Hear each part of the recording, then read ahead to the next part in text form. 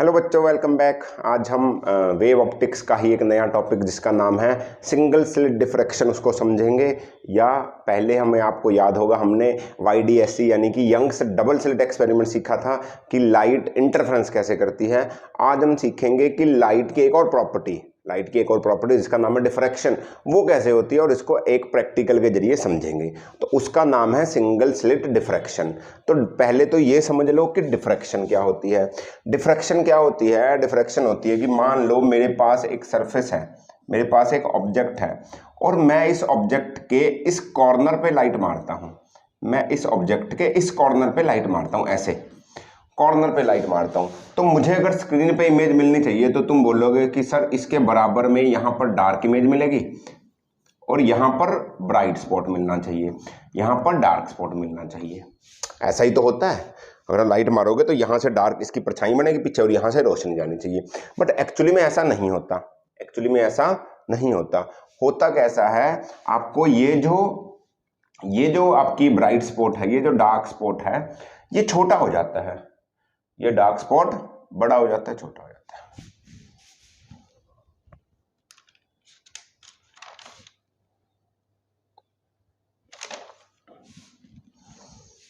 ठीक है जी, ये डार्क स्पॉट छोटा हो जाता है यानी कि ब्राइट स्पॉट बड़ा हो जाएगा। यानी कि आपको एक्चुअल में ये रहा, यहां से लाइट मारी है तो आपको इधर स्क्रीन पर इतने में डार्क स्पॉट मिलेगा और ये ब्राइट स्पॉट मिलेगा।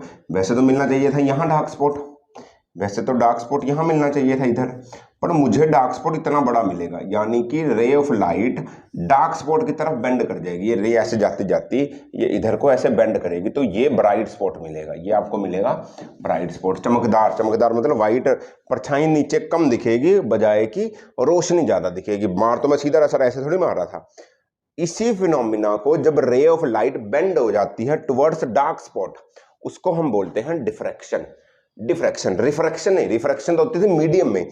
अब ये क्या हुआ, मीडियम चेंज नहीं हुआ, बस जब भी मैं कॉर्नर पे मारूंगा, it is the phenomena of bending of light around the corners. Corner पे ही मारनी जरूरी है एक ऑब्स्टिकल के, of the size of wavelength of light. अब ये कॉर्नर कैसा होगा, अब ये छोटा कॉर्नर, बड़े कॉर्नर में फर्क नहीं पड़ेगा, छोटे कॉर्नर में ज्यादा ऐसा होता है। तो ये बेंडिंग ऑफ लाइट को डिफ्रैक्शन बोलते हैं।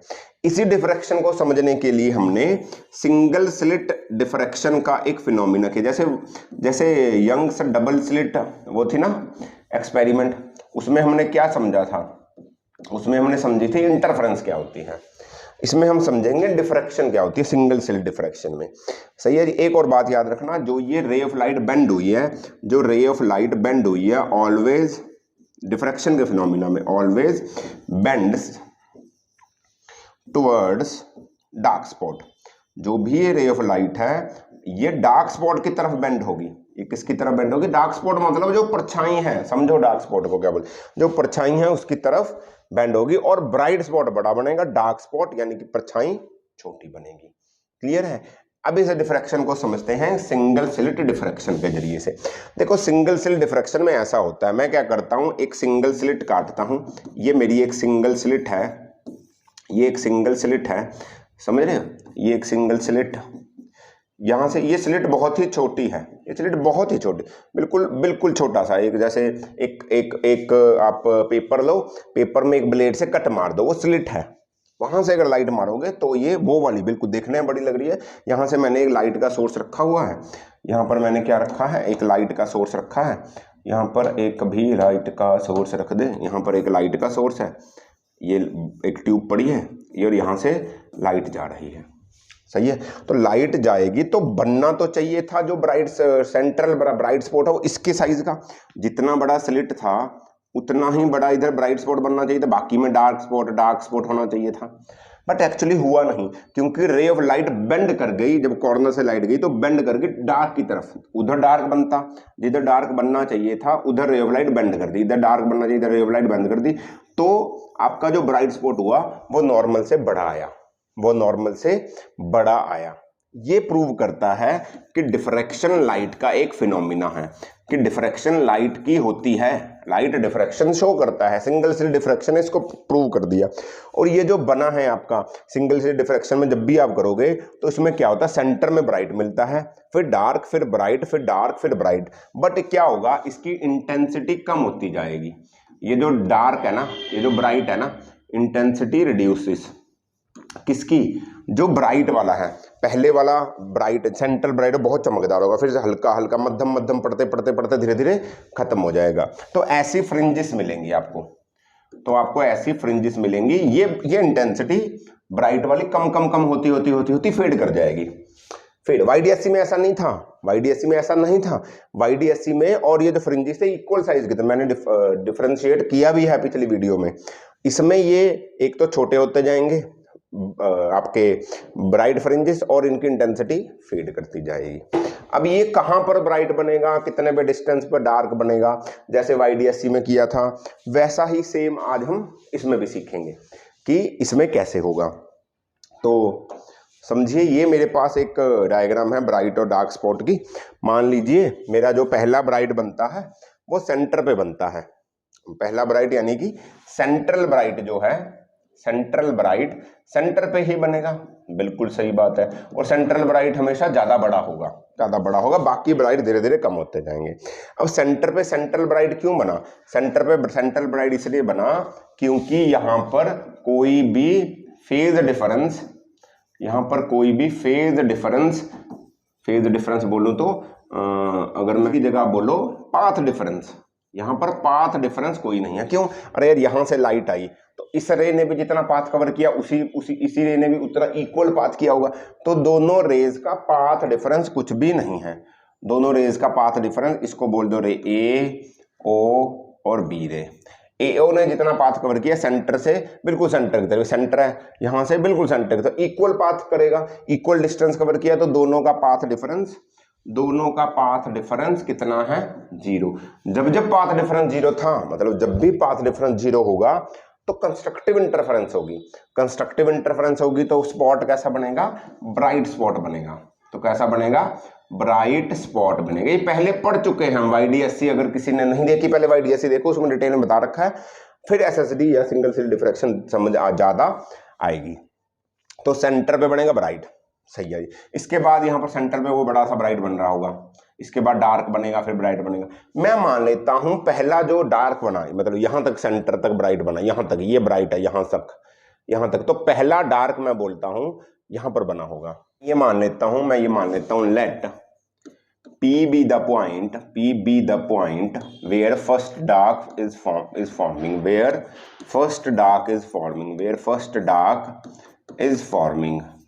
फर्स्ट डार्क वहां बनेगा जहां पहला ब्राइट, सेंट्रल ब्राइट खत्म हो जाएगा। तो यहां तक ब्राइट खत्म हो रहा है, इधर भी होगा ना, ये सारा ब्राइट है, ये सारा ब्राइट है। मान लो थोड़ा जूम करके दिखा रहा हूं, ये सारे का सारा ब्राइट स्पॉट है। तो ब्राइट के बाद तो डार्क बनेगा, तो पहला डार्क बना मान लो यहां पर, और ये बना है y डिस्टेंस दूर, सेंट्रल लाइन से y डिस्टेंस दूर बना, मैं एज्यूम कर रहा हूं, सही है जी। अब यहां से रेज गई होंगी इंटरफेरेंस करने, एक रे इस कॉर्नर से वहां गई होगी, एक रे इस कॉर्नर से वहां गई होगी। क्या इन दोनों का पाथ डिफरेंस सेम होगा, क्या इन दोनों का पाथ डिफरेंस 0 होगा, नहीं। जहां पर at point P path difference 0 नहीं होगा, क्यों भाई, ये PB और PB ने ज्यादा डिस्टेंस कवर किया है PA से, तो पाथ सेम कहां हुआ, पाथ दोनों का अलग अलग है। PB ज्यादा बड़ा है A से, अब कितना बड़ा है उसके लिए मैं क्या करूंगा, यहां से एक लाइन गिराई मैंने परपेंडिकुलर, A से B पर एक परपेंडिकुलर लाइन गिरा दी, सही है। तो ये वाला ही तो डिफरेंस ज्यादा हुआ, ज्यादा जो भी डिफरेंस ज्यादा है, जो PB PA से बड़ा है, PB जो PA से बड़ा है, वो सिर्फ इतना ही तो डिस्टेंस बड़ा है, ये वाला डिस्टेंस ही तो बड़ा है। अगर ये निकाल दूं तो पाथ डिफरेंस आ जाएगा ना मेरे पास, सही है। इसको निकालने के लिए क्या करूंगा, मैं एज्यूम करता हूं कि ये जो पहला डार्क बना है ये सेंटर से थीटा एंगल पे बन रहा है। फर्स्ट डार्क जो बन रहा है वो सेंटर से थीटा एंगल पे बनता है, उसका एंगल सेंटर के साथ थीटा है। अगर ये थीटा हुआ तो ये एंगल भी थीटा होगा। कैसे होगा सर कैसे होगा, अगर ये थीटा है तो ये एंगल भी थीटा होगा, सही है, ये वाला एंगल भी थीटा होगा। अगर ये थीटा होगा, ये स्लिट का डिस्टेंस है ए, स्लिट की थिकनेस है ए, ये ए। अब ट्राइंगल देखो, ट्राइंगल देखो जरा, ये वाला एंगल थीटा, ये वाला एंगल थीटा, सही है जी, ये 90 डिग्री वाला है, ओके, और ये है ए, ये है ए, तो ये कितना होगा, ये हो जाएगा ए साइन थीटा और ये हो जाएगा ए कॉस थीटा, मानते हो ना। तो इसकी वैल्यू आई है ए साइन थीटा, यानी कि जो अब जो पाथ डिफरेंस आया है, जो पाथ डिफरेंस आया है वो ए साइन थीटा आया होगा। जो पाथ डिफरेंस आया बच्चों वो ए साइन थीटा, दोनों के पाथ में कितने का फर्क, ए साइन थीटा का फर्क। इतनी बात समझ में है कैसे पाथ डिफरेंस निकाला। चाहो तो पिछली बार YDSC की जगह हम कॉन्ग्रुएंट करके ट्राइंगल्स को तो भी निकाल सकते थे, बट ज्यादा आसान तरीका है कि हम पाथ डिफरेंस ए साइन थीटा मेरे पास आ गया, एंगल सेंटर से फर्स्ट डार्क का एंगल थीटा, तो फिर ये पाथ डिफरेंस आया ए साइन थीटा। ओके, यहां तक समझ, कोई दिक्कत, ठीक है जी, आगे चलते हैं।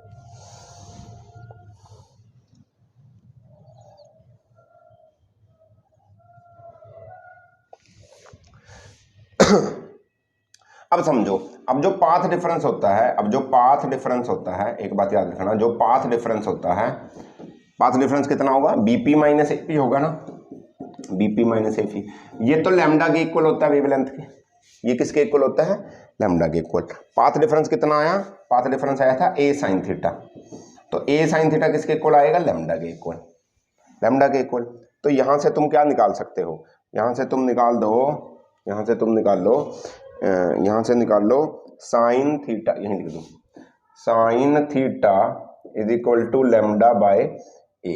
साइन थीटा कितना आया, लैम्डा बाय ए, ठीक है जी। अब एक बात याद रखो, जो फर्स्ट डार्क बनेगा, जो फर्स्ट डार्क बनेगा वो ब्राइट, फर्स्ट जो ब्राइट था, समझो ये था फर्स्ट ब्राइट, तो ये अगर स्लिट बहुत छोटी है तो वो उससे थोड़ा बड़ा बना होगा, अगला डार्क आया होगा यहाँ पर, ये डार्क आया होगा, तो ये सेंटर से तो बहुत कम एंगल पे होगा ना, फर्स्ट डार्क सेंटर से बहुत छोटे एंगल पर होगा, यानी कि मैं बोल सकता हूँ थीटा इज वेरी स्मॉल, यानी कि मैं बोल सकता हूँ थीटा क्या है, बहुत छोटा है। किसको रब करते हैं, इसको रब करते हैं। अब थीटा क्या है, बहुत ही ज्यादा छोटा है, थीटा बहुत ज्यादा छोटा है ना।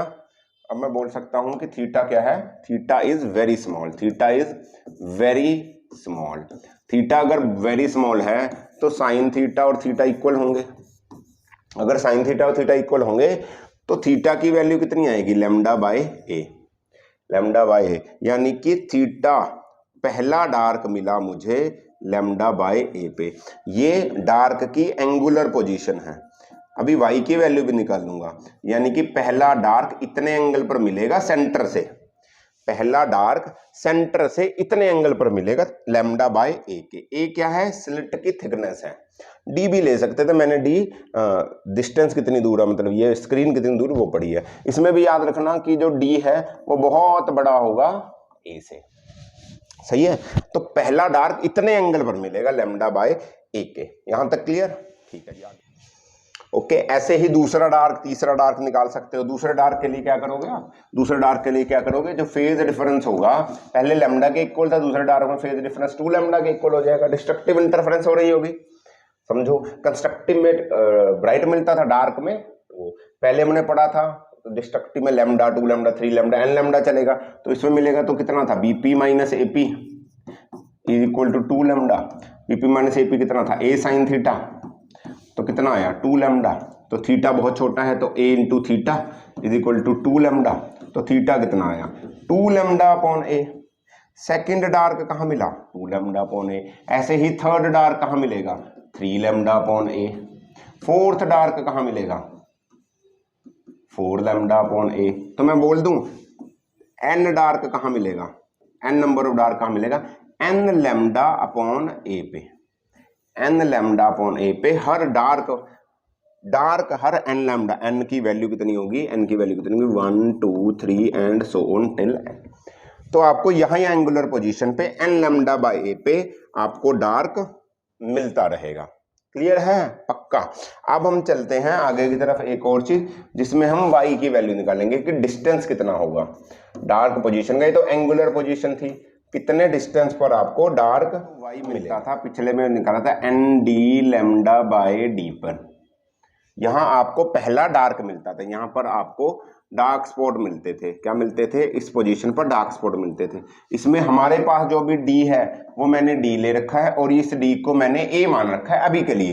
देखो जब YDSC में डिस्टेंस बिटवीन कैपिटल डी था और स्लिट के बीच का डिफरेंस स्मॉल डी था, अभी मैंने डी को माना है डी और डी को माना है, तो इसके हिसाब से कहाँ मिलेगा? एन डी लैम्डा अपॉन ए। तो आपको डार्क स्पॉट इस डिस्टेंस पर मिलता रहेगा। अगर मैं बोलूं पहला डार्क कहाँ मिलेगा? पहला डार्क मिलेगा जब n की वैल्यू 1 होगी तो मिलेगा डी लैम्डा बाय ए पे। दूसरा डार्क कहाँ मिलेगा? दूसरा डार्क मिलेगा जब हो जाएगा 2d लैम्डा बाय ए। तीसरा डार्क कहाँ मिलेगा? जब हो जाएगा 3d लैम्डा बाय ए। 2 लिख दिया ए। सही है। ऐसे ही ब्राइट स्पॉट की बात करते हैं। ऐसे ही किसकी बात करते हैं? ब्राइट स्पॉट की। ये तो डार्क की बात होगी। डार्क स्पॉट कहाँ मिलते थे? एंगुलर पोजीशन पता चल गई और आपको वैल्यू भी पता चल गई, सेंटर से कितने डिस्टेंस पर मिलेगा। ऐसे ही ब्राइट की बात करते हैं। ब्राइट में क्या होगा? ब्राइट वहां मिलेगा जहां जहां फेस डिफरेंस या पाथ डिफरेंस 0 होगा। समझ रहे हो ना? ब्राइट स्पॉट वहां मिलेगा जहां जहां कंस्ट्रक्टिव इंटरफेरेंस होगी, जहां जहां क्या होगी? कंस्ट्रक्टिव इंटरफेरेंस होगी। तो याद करो पहली वाली तो ब्राइट स्पॉट वहां मिलता है जहां कंस्ट्रक्टिव इंटरफेरेंस पाथ डिफरेंस 0 होता था। अब जो थोड़ी हर जगह पाथ डिफरेंस 0 रहेगा, डार्क के बाद भी तो ब्राइट मिल रहा है तो वहां पर पाथ डिफरेंस कुछ तो होगा। तो अब याद करो जहां पर लैम्डा, जहां पर आपका पाथ डिफरेंस 3 लैम्डा बाय 2 होगा, या पाथ डिफरेंस 0 हो, फिर 3 लैम्डा बाय 2 हो, फिर 5 लैम्डा बाय 2 हो, फिर 7 लैम्डा बाय 2, ऐसे चलता था। तो पाथ डिफरेंस कितना था? 3 लैम्डा बाय 2, 7 लैम्डा बाय 2, ऐसे ही चलेगा। तो पाथ डिफरेंस है कितना था? ए साइन थीटा ही तो रहने वाला। अगर हो जाए 3 लैम्डा बाय 2 के इक्वल, तो थीटा बहुत छोटा था तो थीटा को साइन थीटा लिख सकता हूँ। तो यहाँ पर हो जाएगा a theta is equal to 3 lambda by 2। तो यहाँ से थीटा की वैल्यू कितनी आई? 3 लैम्डा बाय 2 अपॉन ए। ये मिला फर्स्ट ब्राइट। सेकेंड ब्राइट कहाँ मिलेगा? सेकेंड ब्राइट कहाँ मिलेगा? सेकेंड ब्राइट मिलेगा 5 लैम्डा बाय 2a पे। थर्ड ब्राइट कहाँ मिलेगा? 7 लैम्डा बाय 2a पे। यानी कि आपको हर ब्राइट कहाँ मिलता रहेगा? यानी कि ब्राइट कहाँ मिलता रहेगा? ब्राइट मिलेगा n लैम्डा बाय 2a पे। n लैम्डा बाय 2a पे। अब मैं डार्क और ब्राइट की दोनों की बात करूं तो लिख देता हूं। ये कहाँ मिलना था? 2 लैम्डा बाय a पे, n लैम्डा बाय a पे। देखो n लैम्डा बाय a पे एंगुलर पोजीशन बता देता हूँ। थीटा डार्क कहाँ मिलेगा? थीटा डार्क मिलेगा n लैम्डा बाय a पे। और थीटा ब्राइट कहाँ मिल रहा है? ये मिल रहा है n लैम्डा बाय 2a पे। Angular position n lambda by 2a पे। ये है ब्राइट स्पॉट मिलेगा आपको, n की वैल्यू 1 से रखना, और ये रखे मिलेगा आपको डार्क स्पॉट। देखो सेंट्रल ब्राइट को फर्स्ट मत मानो, सेंट्रल ब्राइट है, वहां पर n की वैल्यू 0 है, n 1 से रखना शुरू करो तो यहां से मिलेगा आपको। समझ रहे हो? वो सेंट्रल ब्राइट n 0 है, 0 रखना ही नहीं मेरे को 0 नहीं रखना, मेरे को 1 से रखना। यहाँ पर n की वैल्यू कितनी होगी? 1 2 3 and so on till n, जो भी वैल्यू होगी यहाँ पर आपको ब्राइट स्पॉट मिलता है। ठीक है, एक छोटी सी गलती, ये मिलेगा आपको डार्क ब्राइट मिलेगा 2n + 1 लैम्डा पे, क्योंकि n तो चेंज होता जा रहा ना यार, एक गलती हो गई। ये देखो n 5 lambda, 7 lambda, 9 lambda, 3 lambda, एक बढ़ता जा रहा है, n में एक ऐड करते जाना है ना। छोटी सी गलती याद रखना। डार्क मिलेगा n लैम्डा बाय a पे, ब्राइट मिलेगा 2n + 1 लैम्डा बाय a। किस पे मिलेगा? 2n + 1 upon 2a into lambda. अरे n की वैल्यू 1, फर्स्ट मिलेगा 1 लैम्डा बाय a पे। फर्स्ट ब्राइट कहाँ मिलेगा? n की वैल्यू 1, तो 2 into n + 1 upon 2 into lambda by a। कितना हो गया? 3 लैम्डा बाय 2a पे। सही है। फिर 2 रखोगे तो 2 2 4 + 1 5 by 2 lambda by 7 by 2 lambda है, वो 1 2 3 ही चलता जाएगा। तो ये याद रखना, ये है 2n + 1 लैम्डा बाय 2a और n lambda by a, angular position इसकी ब्राइट की। सो ऑन आगे चलती जाएगी। इस फॉर्मूला को याद रखो, सिंपल वैल्यू आती है और आंसर सॉल्व हो जाएगा। तो होपफुली यहाँ तक समझ में आया होगा। मिलते हैं अगले किसी टॉपिक में जिसमें हम पढ़ेंगे सस्टेन्ड इंटरफेरेंस, डिफरेंशिएशन कर चुके हैं। हाँ, अब हम सस्टेन्ड इंटरफ्रेंस करेंगे कि सस्टेन्ड इंटरफ्रेंस क्या होती है, बहुत ही बेसिक्स सी बात है। उसके साथ ये चैप्टर हो जाए खत्म, फिर करेंगे इसके न्यूमेरिकल्स। तब तक आप पढ़ते रहिए, एंजॉय करिए। ऑल द वेरी बेस्ट बच्चों, बाय बाय।